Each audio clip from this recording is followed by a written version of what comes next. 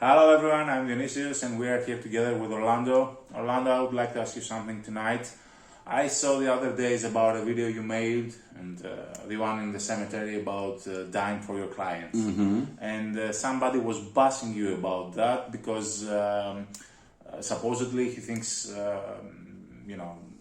of his clients as family and he would die for them or whatever. Well, I had a few people bashing me about that. Oh, it was not only one. It's more than one.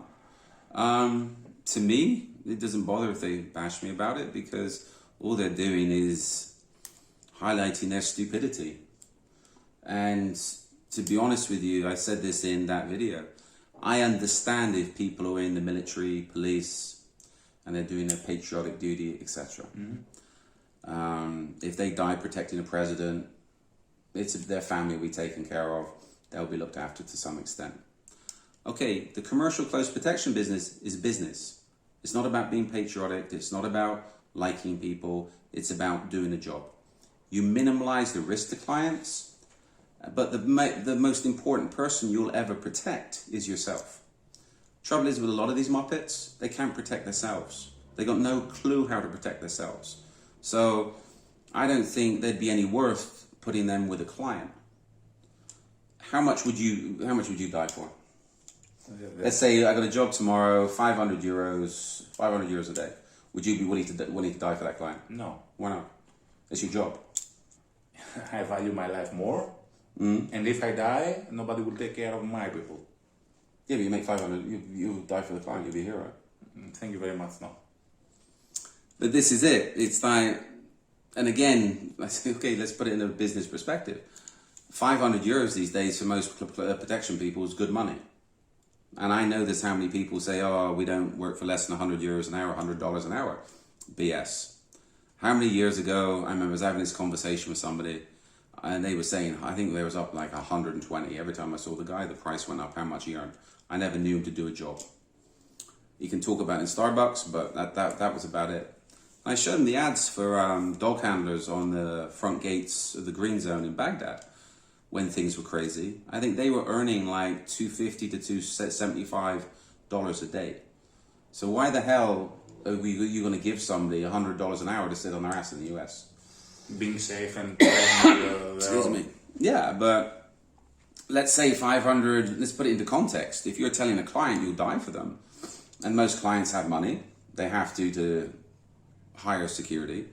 Okay, if you're dealing with an okay attorney in the US, you're talking $250 an hour. So attorney, $500 an hour. So what you'll die, so a good daily rate for a protection guy that's willing to die for his client is like an hour or 30 minutes work for a decent attorney. We can go now, we don't have to go too far from here to be able to drop $500 on dinner, right? a dinner, a bottle of wine or whatever. Well, the bottle of wine could run another 500. So we can go and bust 2 days' wage of most protectors, if they're on good money, in like one evening, easy. So this is where, if you're dealing with people that have money, your rates, if you're on $500 a day, are nothing. It's not even lunch. So this is where you've got people telling people, oh, we'll die for you, we'll do this, we'll do that for a bottle of wine. That's the level of their self-esteem, that they'll die for a bottle of wine and an okay dinner, not top. Yes, crazy days. Well, maybe in their mind it's something like honor. They see themselves as modern samurai or whatever. Then they're crazy. They're delusional. This is a business. It's not about being a samurai. If you want to help people, and I say this a lot of videos, go somewhere else and help people. This is a business. You're there to make money. There has to be boundaries. About the people saying, oh, I think of the clients as my family. Okay, you're obviously delusional. Completely delusional. Most of the well-paying close protection jobs, they're short-term. The client will come in, you'll deal with the client, they'll go again. You might see them again. You might see them again, you might never see them again. So how's that person going to be part of your family? Right? And put it this way. If I had a guy jump in the car with some of the people I deal with, and he started telling them excuse me, you're my family, I'll die for you, I'll do this. The clients would be like, who the hell is this nutcase? Get him out of the car. He's psycho, we don't want to die. Is he suicidal? He's telling us for family, we just met the guy. Who is he? Would you want to be part of, you know what? We know each other, we're friends. We're not family. I don't want to be part of your family. And there's boundary issues, right? Yes, obviously. Let's say this way, if you want to go out on a date with a chick, with a guy, with a trans, whatever you're into, I don't judge. Be happy. And after that first date, that person is telling you, I want you to be part of my family, I'll die for you, I'll do this. It's like, okay, red flag, psycho. Either he's trying to earn something, or, you know, to pull a fast one on me or whatever. It's crazy, it's psycho. Yeah. But, I don't know, this is the people we're dealing with. There's too many delusional people in the close protection world.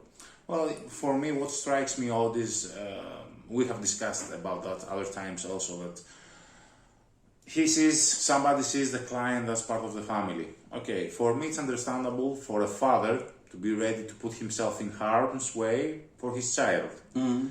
So we have somebody who says that in his mind, his client is valued the same as his child. Maybe it's just a fetish thing, I don't know. Maybe it's like the reverse, like guys going to dominatrix and being dressed up in diapers. Maybe, I think it's got to have something to do with that. Maybe it's just they have these visions of them saving their client. It'll be like somebody will try to shoot the client. It'll be a slow motion. The music will start playing. They'll jump out in front and get hit by the bullet. Die in their arms. Yeah, they'll die in the client's arms. The client will be there holding them as they're dying, telling them how wonderful they were, and everybody else will be like, wow. Roses will be falling and all this shit. Sorry. But in reality, if you get screwed up dealing with a client, the chances are the client's going to disappear as quickly as possible. If you get hit, you're just going to bleed out on the street. If your brain's hit in the head, your brains will be all over the place. So you'll just be, how do they put it, just another stain on the sidewalk, right? In a lot of places, again, these days, everybody will be videoing you because they want to get the hits on social media. You know what? After you bleed out, after you die, or as soon as you stop moving, you can take it. People will be stealing your phone, stealing your wallet, stealing your shoes, anything of valuables. But you died for the client. Mate, there was one thing. There was some rapper, I think it's one of the top guys, music guys, and his bodyguard was knocked out, I think last year or a year before in Ibiza. Mm-hmm. Some kids come up behind him, sucker punched him. This guy sparked out on the floor unconscious. The client walked off, left him there, and went to some cafe where he was safe and sat down. Just left him. So again, it's like, if you think that your client cares about you, and there's one of those memes going around online, it's, well, how can I put it? You're the same type of person that thinks strippers like you, right? That's why they're dancing in front of you, and the more money you give, the more they like you. It's like, this is business. It's not about dying for anybody. It's about making money. And if you're that delusional, and if your head's that screwed up where you think of clients as being your family, and you're willing to die for somebody that you don't know for no reason, or you're willing to die for anybody, period, you need to see a psychiatrist. You need to get help. If I had people talking like that working for me, they would be gone. And I'd be most probably inquiring about their firearms, and you know what, making sure that somebody got a call about them shouldn't be in possession of firearms, because you shouldn't, because you're a liability. Okay, anything else you would like to add? Don't be delusional, keep it real. And this is one for clients. It's like, make sure you're hiring professional protection people, not security guards in suits, delusional security guards in suits. And you have to be very, very careful who you're working with these days. Very careful. Thank you very much, Orlando. That's all for tonight. I hope we have been helpful and enlightening. And you can always ask specific questions using the comment line below. Thank you very much.